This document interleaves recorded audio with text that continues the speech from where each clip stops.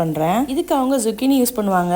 நான் இங்கே குக்கும்பரும் கேரட்டும் சால்ட் அண்ட் பெப்பரில் நல்லெண்ணெய் விட்டு ஒரு 1 மினிட் ஃப்ரை பண்ணிக்கிறேன். அடுத்து ஸ்ப்ரவுட்ஸ் நீங்கள் எது வேணாலும் எடுத்துக்கோங்க. நான் இங்கே பச்சை பயிர் எடுத்திருக்கேன். அது கூட சால்ட் அண்ட் பெப்பர் சேம் அதே நல்லெண்ணெய் விட்டு ஒரு 1 மினிட் ஃப்ரை பண்ணால் போதும். சில பேர் ஸ்ப்ரவுட்ஸ் அப்படியே பச்சையாகவே சாப்பிடுவாங்க. அடுத்து நல்லெண்ணெய் விட்டு பிளான்ச் பண்ண ஸ்பினிச்சை சால்ட் அண்ட் பெப்பர் ஆட் பண்ணி ஒரு 1 மினிட் ஃப்ரை பண்ணி எடுத்துக்கோங்க. அடுத்து நல்லெண்ணெய் விட்டு கொஞ்சமாக வெங்காயம் கொஞ்சமாக பூண்டு ரெண்டையும் லைட்டாக ஃப்ரை பண்ணிட்டு தண்ணி ஆட் பண்ணிக்கோங்க. நூடுல்ஸ் மசாலாவை இதை கூட ஆட் பண்ணி நல்லா கொதிக்க விடுங்க. சோயா சாஸ் 1 ஸ்பூன் ஆட் பண்ணிக்கோங்க. இங்கே முள்ளங்கி கூட உப்பு, மிளகாத்தூள், ஹனி, அப்புறம் கொஞ்சமா எள்ளு போட்டு மிக்ஸ் பண்ணி வச்சிருக்கேன். இது அவங்க பச்சையாவே சாப்பிடுவாங்களாம். நீங்க ஃப்ரை பண்ணணும்னு நினைச்சீங்கன்னா ஹனி அவாய்ட் பண்ணிட்டு ஃப்ரை பண்ணதுக்கு அப்புறம் சேர்த்துக்கோங்க.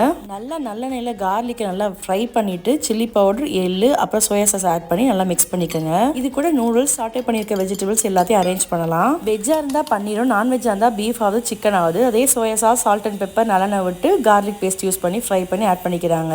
எனக்கு பர்சனலா செம்மையா பிடிச்சிருந்துச்சு இது. ஆனா பசங்க முள்ளங்கி மட்டும் சாப்பிடல, மத்தெல்லாம் சாப்பிட்டாங்க.